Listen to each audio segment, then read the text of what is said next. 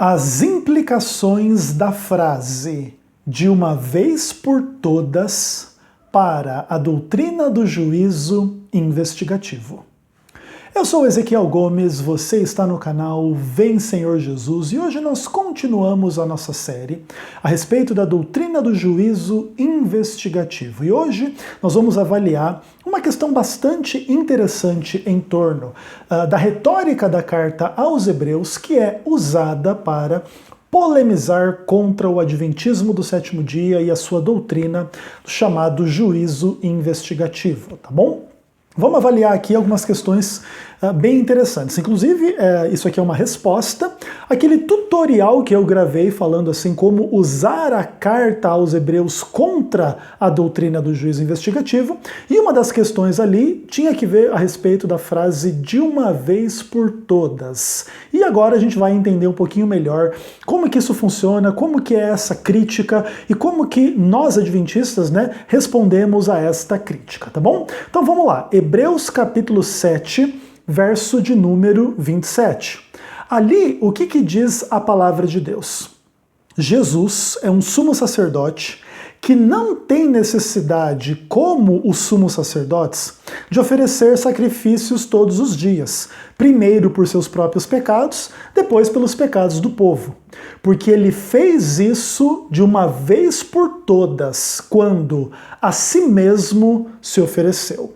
Aqui a ideia é que o sacrifício de Cristo aconteceu de uma vez por todas, e isso pode ter algumas implicações para a doutrina do juízo investigativo. Mas antes de analisar essas implicações, veja o capítulo 10, verso 10. Ali a Bíblia diz o seguinte: "Nessa vontade é que temos sido santificados, mediante a oferta do corpo de Jesus Cristo, de uma vez por todas." E o verso 12. "Jesus, porém, tendo oferecido para sempre um único sacrifício pelos pecados, assentou-se à destra de Deus." Bom, aqui a questão principal é a seguinte: a doutrina do juízo investigativo implica a tensão escatológica. A salvação já veio, mas ainda não veio, e o fato de já ter vindo não quer dizer que ainda não veio em plena instância, e antes que venha em plena instância é necessário acontecer um julgamento celestial que vai analisar os livros celestiais à luz das obras das pessoas, se elas são fiéis à lei de Deus ou não, no contexto da fé, sim ou não, certo? Esse entendimento adventista é um entendimento que implica em uma certa dinâmica temporal, já, mas ainda não, e tem que ver, e tem que passar pelo julgamento. Apesar de você já ter fé em Cristo, precisa ver se as suas obras estão em dia para você passar no julgamento e, de alguma maneira, ser aprovado nesse julgamento. Então, a sua salvação, ela não acontece assim de uma vez por todas, como uma transação única entre eu era pecador, perdido, aí me arrependi, me batizei e comecei a crer, e tenho a fé, e a partir desse momento, de uma vez por todas, está selada a sua salvação. Não, ainda existem algumas questões a serem trabalhadas no contexto de juízo. Eu estou colocando aqui a doutrina do juízo investigativo de uma forma bem superficial, mas ela vai mais ou menos nessa direção. E aí os nossos amigos críticos da teologia adventista leem as passagens que acabei de falar e exaltam a cruz de Cristo e querem usar uma argumentação mais ou menos assim. Queridos, vocês estão ouvindo a mensagem adventista? Na Rádio Novo Tempo, no YouTube, na internet, através dos pastores e da igreja adventista e etc. Essa igreja é uma seita que se levanta contra a Bíblia, porque não tem essa dinâmica toda na salvação, não. Cristo morreu por nós, os seus eleitos, os seus escolhidos, a sua igreja e etc. Isso aconteceu de uma vez por todas. Não tem essa de morreu, mas tem que ver se vai ser salvo ou se não vai. Aqueles por quem Cristo morreu serão salvos com toda certeza infalível e absoluta. Não há nenhuma necessidade de juízo, porque não há nenhuma possibilidade de alguém por quem Cristo morreu vir a perecer. Especialmente, essa é uma crítica que pressupõe a veracidade da visão calvinista sobre a dinâmica da salvação. Então é eleição incondicional, expiação limitada, graça irresistível. Nesses termos, a doutrina do juízo investigativo é uma heresia que se levanta contra a cruz. Porque a cruz aconteceu de uma vez por todas, uma vez para sempre. Jesus já, enfim, realizou esse sacrifício e não existe então essa dinâmica temporalmente contextualizada segundo a doutrina do juízo investigativo. Beleza, maravilha. É importante que vocês compreendam esta crítica e hoje nós ofereceremos resposta a tal ataque. Além disso, existe uma outra questão interessante na carta aos Hebreus, lá no capítulo 9, versículo 12, onde a Bíblia diz assim: não por meio do sangue de bodes e bezerros, mas pelo seu próprio sangue, Jesus entrou no Santo dos Santos uma vez por todas, tendo obtido eterna redenção. Aqui estou trabalhando na tradução do João Ferreira de Almeida, revista atualizada e segunda edição. Aqui a ideia é que Jesus entrou no santuário e, segundo essa tradução, mais especificamente no lugar santíssimo do santuário, de uma vez por todas, tendo obtido a eterna redenção. Então não existe nenhuma dinâmica interna dentro do santuário entre Jesus estar no lugar santo ou no lugar santíssimo em 1844. Tudo isso é heresia porque Jesus entrou no lugar santíssimo de uma vez por todas.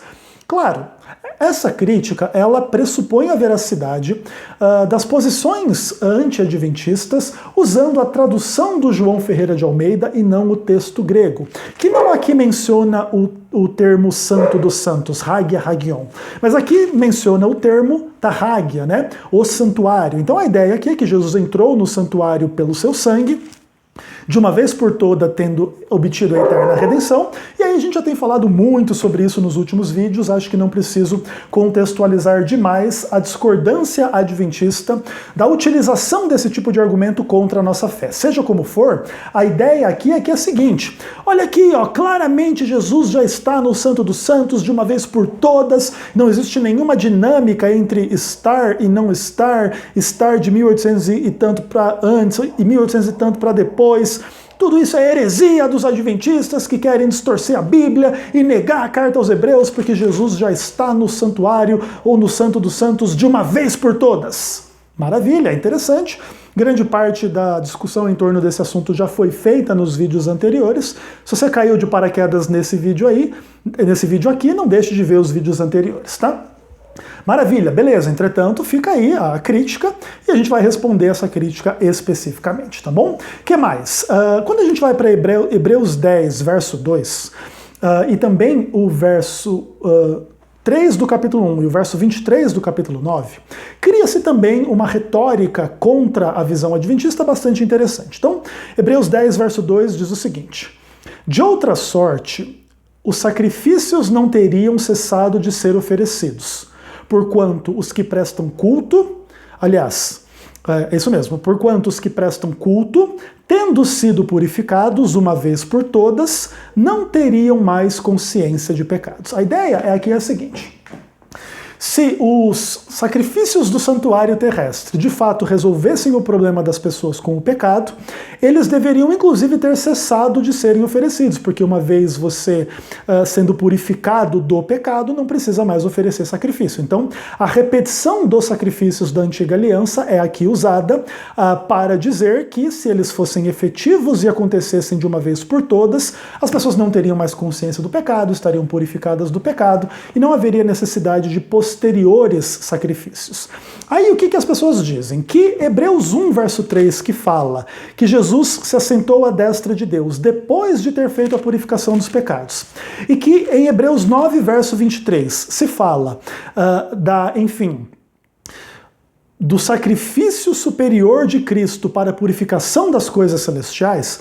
O argumento que se cria contra a fé adventista é mais ou menos o seguinte: se os sacrifícios de animais não resolviam o problema do pecado, o sacrifício de Cristo resolve. E a purificação já está feita e completa nos termos do capítulo 1, verso 3, nos termos do capítulo 9, verso 23, porque se o santuário celestial é purificado com o sacrifício superior, uma vez que o sacrifício superior foi feito de uma vez por todas, o santuário celestial já está purificado. Não vai ser purificado no contexto dos eventos antes da segunda vinda ou de 1844 em diante, como diz a Igreja Adventista do Sétimo Dia. Portanto, a frase uma vez por todas ou de uma vez por todas é usada dentro desses contextos todos, do sacrifício, da entrada de Cristo no santuário e da purificação do santuário, para colocar sobre a Igreja Adventista um rótulo. E o rótulo é de ser uma igreja cuja doutrina é anticruz, porque é contra o sacrifício, que deturpa o sentido do santuário e da purificação do santuário, que já se realizaram em função do sacrifício feito de uma vez por todas. E não tem nenhuma dinâmica temporal envolvida aí, de 1844 em diante, ou em nenhum momento após a ascensão, porque tudo isso já se cumpre na ascensão de Cristo. Ele já morreu sobre a cruz, já ressuscitou, e já tudo isso está cumprido de uma vez por todas. O sacrifício está feito, o santuário está ungido, o Santíssimo está preenchido com a presença de Cristo à destra do trono da majestade, a purificação do santuário está feita em função do sacrifício, e todas essas besteiras que o Adventismo inventa para justificar as suas falsas profecias sobre Daniel 8 e a volta de Jesus, e justificar as heresias e visões da Ellen White, são tudo besteira que não tem base bíblica alguma. Ufa! Quase 12 minutos aqui para explicar a heresia toda aí do Adventismo do Sétimo Dia na visão dos seus críticos, beleza? Ok. Compreenderam todos os ataques? Eu pelo menos me esforço para didaticamente explicar para vocês as questões da melhor maneira possível, tá bom? E agora vamos começar então a responder tais e tais questões que são bastante interessantes, tá bom? Então vamos começar com a ideia do sacrifício na cruz tendo sido feito de uma vez por todas, o que implica na salvação certa, como certeza absoluta, de todos por aqueles a quem Cristo morreu, especialmente de acordo com uma lógica calvinista. Então tá bom. Então a morte de Cristo na cruz já aconteceu de uma vez por todas, certo? Certo. E por quem que Jesus morreu segundo a carta aos Hebreus? Capítulo 2, verso 9. Vemos, todavia, aquele que por um pouco, tendo sido feito menor que os anjos, Jesus, por causa do sofrimento da morte, foi coroado de glória e de honra, para que pela graça de Deus provasse a morte por todo homem. Então, a minha ideia aqui é que a carta aos Hebreus é bastante explícita em dizer que esta morte de Jesus, feita de uma vez por todas, ocorreu em favor de todo ser humano, de todos os tempos, de todos os locais, de toda a história da humanidade. Então Jesus morreu por todos os pecados de todas as pessoas.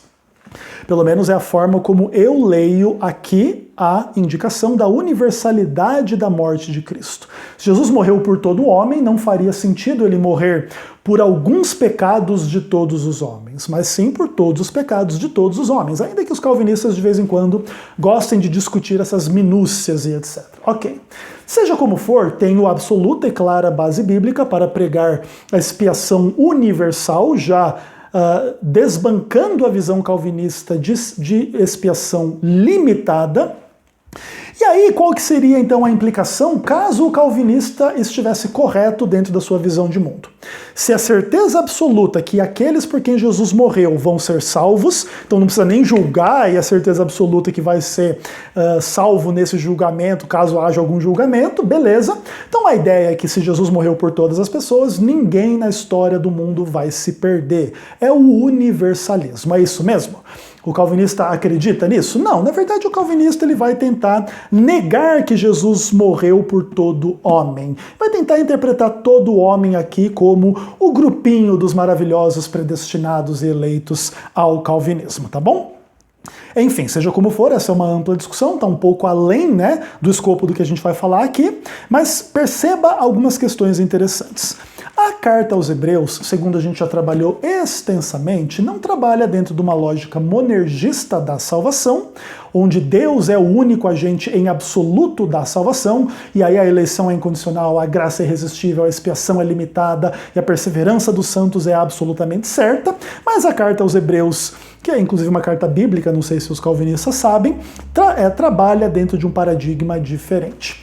E não só não é absolutamente certo que aqueles por quem Jesus Cristo morreu vão ser salvos, quanto existem aqueles que vão crer na morte de Cristo a seu favor durante algum momento da sua vida, mas vão se tornar negligentes, apóstatas, etc., e inclusive vão crucificar novamente o Filho de Deus e perder a salvação que Cristo comprou para eles na cruz do Calvário. E aí o calvinismo já foi para o espaço e vai para o espaço em dobro há muito tempo. Veja, por exemplo, então, algumas questões importantes. Capítulo 2, verso 3. Como escaparemos nós se negligenciarmos tão grande salvação? A resposta implícita na pergunta é: não vai escapar caso venha a negligenciar. Então aqui alguém recebeu a mensagem da salvação, mas está em perigo de a negligenciar, em nome do medo, do perigo, das questões assim de perseguição, da dificuldade de ser fiel dentro de um contexto cristão. E aí as pessoas vão desanimando, vão negligenciando, vão se desviando, não se apegam à palavra de Deus, vão se endurecendo pelo engano do pecado, é tudo isso que a carta aos Hebreus vai falando, e essas pessoas estão em perigo do quê? De não escapar, porque estão negligenciando a grande salvação. Mas espera aí, se a morte de Cristo ocorreu de uma vez por todas, e ainda assim as pessoas estão em perigo de perdição em função do pecado, o que acontece é que a carta aos Hebreus trabalha dentro de uma lógica absolutamente diferente desta lógica que tenta criar implicações contra a doutrina do juízo investigativo, que tem a mentalidade calvinista. Então, essas críticas de mentalidade calvinista ao nosso entendimento estão caindo por terra de forma absoluta e mal começamos a ler a carta aos Hebreus. Então, veja, por exemplo, capítulo 3, verso 19.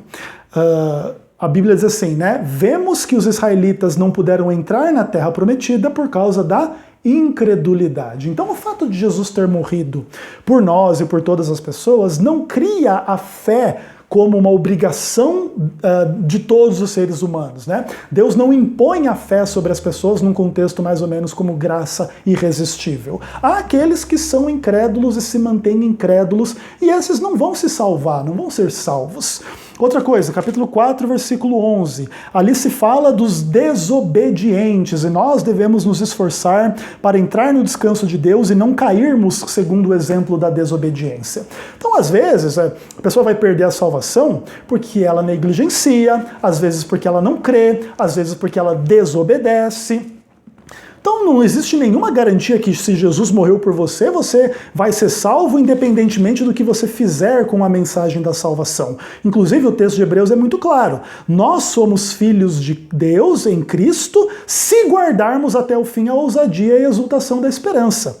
Temos participados de Cristo, ou somos participantes de Cristo, se de fato guardarmos até o fim a confiança que estamos tendo desde o princípio. Então não existe nenhuma garantia absoluta. A única garantia é se você perseverar. Se você perseverar na fé até o fim, a sua salvação é garantida. De outra forma, você negligenciar, descrer, desobedecer, se desviar, não se apegar, você vai perder a salvação e não tem volta. Veja, por exemplo, Hebreus capítulo 6. Aí o texto é absolutamente claro, você pode ler do verso 4 até o verso 8. É impossível que aqueles que uma vez foram iluminados, provaram o dom celestial, se tornaram participantes do Espírito Santo, provaram a boa palavra de Deus e os poderes do mundo vindouro e caíram? Sim, é impossível outra vez renová-los para arrependimento, visto que de novo estão crucificando para si mesmos o Filho de Deus, expondo-o à ignomínia.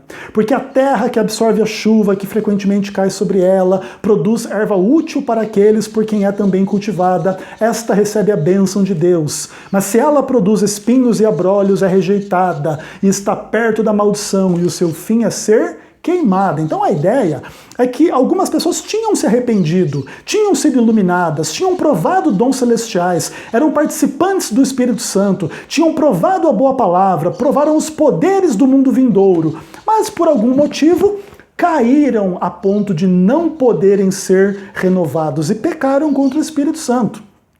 Dentro desse contexto aqui, o que aguarda é a perdição. Então veja, a morte de Cristo aconteceu de uma vez por todas. Não tem juízo, porque quem Jesus morreu por ele vai ser salvo. Não é o que nós estamos encontrando na carta aos Hebreus de forma triste, porém absolutamente clara. Que mais? Hebreus 10, versos 26 a 31. Se já estava difícil a coisa para os calvinistas, imagine agora. Porque se deliberadamente vivermos em pecado, depois de termos recebido o pleno conhecimento da verdade, já não resta sacrifício pelo pecado. Pelo contrário, certa expectação horrível do juízo e fogo vingador prestes a consumir os inimigos. Sem misericórdia morre pelo depoimento de 2 ou 3 testemunhas quem tiver rejeitado a lei de Moisés. De quão mais severo castigo julgai vós? Será considerado digno aquele que pisou aos pés o Filho de Deus e profanou o sangue da aliança com o qual foi santificado e ultrajou o Espírito da graça? Ora, nós conhecemos aquele que disse, a mim pertence a vingança, eu retribuirei, e outra vez, o Senhor julgará o seu povo. Horrível coisa é cair nas mãos do Deus vivo. Acabou o calvinismo. Acabou o uso da carta aos Hebreus para falar contra a doutrina do juízo investigativo. O Senhor julgará o seu povo. E se no meio do seu povo haverão aqueles que vivem no pecado depois do pleno conhecimento da verdade, o que resta não é um outro sacrifício para redimi-los do pecado, mas a expectação horrível do juízo que vai consumir, vai destruir os inimigos. Os adversários, porque essas pessoas aqui descritas como inimigas e adversários, o que elas fizeram? Elas profanaram o sangue da aliança com o qual um dia elas foram santificadas. Elas ultrajaram o Espírito da graça e profanaram o sangue da aliança. Não tem o que falar. O calvinismo não sobrevive nisso aqui, a não ser com muito malabarismo, não é, pessoal? É isso aí. Agora, por exemplo, Hebreus capítulo 12, versos 12 a 14. Segui a paz com todos e a santificação, sem a qual ninguém verá o Senhor. Atentando diligentemente para que ninguém seja faltoso, separando-se da graça de Deus. Nem haja alguma raiz de amargura que brotando vos perturbe, e por meio delas muitos sejam contaminados. Nem haja algum impuro ou profano como foi Esaú, o qual por um repasto vendeu o direito da primogenitura. Pois sabeis também que posteriormente, querendo herdar a bênção, foi rejeitado, pois não achou lugar de arrependimento, embora com lágrimas o tivesse buscado. Ou seja, Jesus morreu por você, mas se você não seguir a paz e a santificação, você não vai ver o Senhor, não vai ser salvo. Você ainda está em perigo de separar-se da graça de Deus em nome de amarguras, em nome de tentações externas e etc. E se lembre de Esaú, que trocou o céu pela terra e quando desejou o céu já não podia mais se arrepender, porque havia ido longe demais no pecado contra o Espírito Santo. Então veja, pessoal, o que acontece dentro da retórica anti-juízo investigativo? Usando a ideia do sacrifício de Cristo na cruz de uma vez por todas, é uma imposição de um sentido calvinista para a doutrina da expiação. A doutrina do juízo investigativo trabalha dentro de um paradigma arminiano e não calvinista, e é dentro desse contexto que há esta retórica de que a doutrina adventista se levanta contra a cruz, ou acha que a cruz não foi suficiente, não foi completa, não foi digna, não foi, suficiente para a salvação. Essa é uma forma extremamente perversa e diabólica de retratar a fé adventista. O fato é que na carta aos Hebreus, aquela que exalta a cruz de Cristo, feita de uma vez por todas, nesta mesma carta, se ameaçam os cristãos negligentes, apóstatas, incrédulos, desobedientes, que pecarem contra o Espírito Santo ou que estão em perigo de pecar contra o Espírito Santo, em nome das seduções do pecado e do mundo, de que eles vão se perder caso assim de fato o fizerem.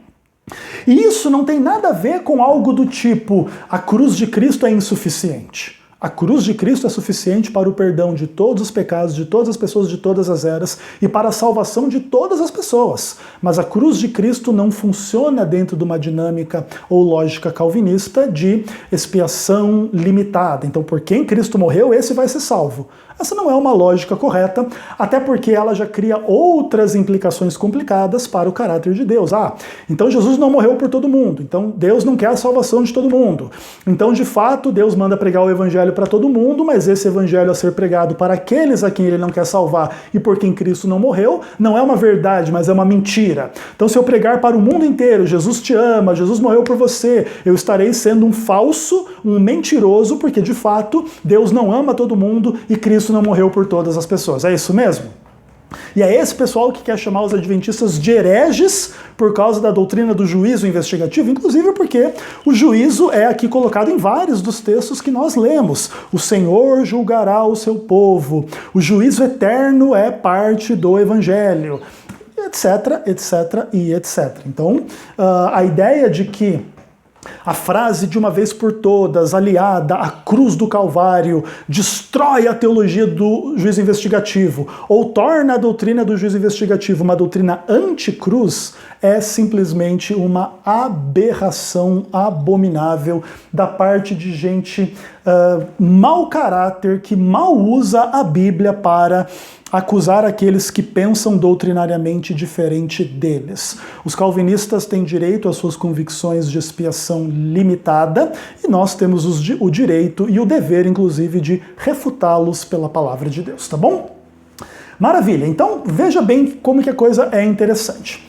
Se a partir daqui fica claro que o sacrifício de uma vez por todas não é garantia de salvação daqueles por quem o sacrifício foi feito, porque o sacrifício foi feito por todo mundo. Então a ideia entre quem vai ser salvo e quem vai ser perdido não é que Deus amou uns, Deus escolheu uns, Cristo morreu por uns e esses serão salvos. Não, se fosse depender de Deus única e exclusivamente, todo mundo seria salvo. Mas por que nem todo mundo é salvo? Porque, de alguma maneira, alguns se desviam, alguns são incrédulos, alguns são desobedientes e alguns preferem o mundo do que o céu. E aí, em função de diferenciar quem são uns e outros, é que existe o juízo antes da volta de Jesus. E quando Jesus se manifesta na sua segunda vinda, o mundo já está dividido entre salvos e perdidos, tá bom? E essa é uma doutrina simples de entender, nem um pouco herética e com ampla e profunda base bíblica, tá? O que mais? Então, diante disso, a gente pode entender um pouco melhor essa questão de uma vez por todas Jesus entrou no santuário. Então vamos lá. Ali a palavra santuário não é Hagia Hagion, lugar santíssimo do santuário, mas o santuário por completo. Então, se você tentar entender esta ideia, né? Jesus entrou uma vez por todas no Santíssimo do Santuário Celestial, de uma vez por todas, para tentar negar a obra da expiação, ou o dia celestial da expiação de 1844 em diante, na mentalidade adventista, você estará distorcendo o texto de Hebreus, que não coloca as coisas nesse sentido e nesses termos, tá bom? E o fato de Jesus ter entrado no santuário de uma vez por todas, não nega que ali no santuário celestial haja a dinâmica do ministério celestial de Cristo. Veja, por exemplo, Hebreus capítulo 2, versículo 18. Naquilo em que Cristo mesmo sofreu, tendo sido tentado, ele é poderoso para socorrer os que são tentados. Então, Cristo do santuário celestial está envolvido numa obra de socorro. Que mais? Capítulo 4, verso 16. Acheguemo-nos, portanto, confiadamente junto ao trono da graça, a fim de recebermos graça e socorro para a ocasião oportuna. Então, Cristo no santuário celestial derrama graça para aqueles que estão se achegando ao trono da graça. Ou seja, existe uma dinâmica do ministério celestial de Cristo no santuário celeste. É simples assim. Capítulo 7, verso 25. O que mais? É por isso que ele pode salvar totalmente os que se achegam a Deus por ele, vivendo para sempre para interceder por eles. Então Jesus está envolvido numa dinâmica de intercessão no santuário celestial. É a dinâmica do seu ministério sacerdotal e sumo sacerdotal. E se esse ministério tem uma dinâmica, primeiro acontece por algum tempo no lugar santo e depois no lugar santíssimo, isso simplesmente se cumpre de acordo com a ideia de Hebreus 8, verso 5, de que os ministros do santuário da da terra ministravam em figura e sombra das coisas celestiais.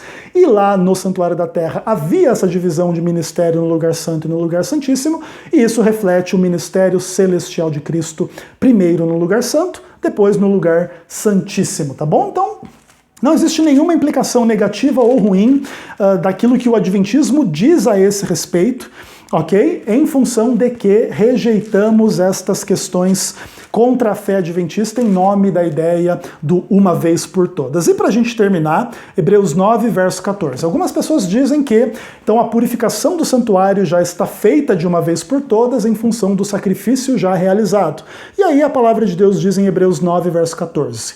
Muito mais o sangue de Cristo, que pelo Espírito Eterno a si mesmo se ofereceu a Deus, purificará a nossa consciência das obras mortas para servirmos ao Deus vivo. Aqui, a obra da purificação em Hebreus 9 é descrita como acontecendo na dinâmica da história na nossa relação com Deus. Então, se a minha consciência está hoje manchada pelo meu pecado, eu clamo a Deus o perdão do meu pecado e Cristo me purifica hoje. Isso, inclusive, muito após, 2000 anos praticamente após a carta aos Hebreus ter sido escrita, dizendo que Jesus já havia feito a purificação dos pecados.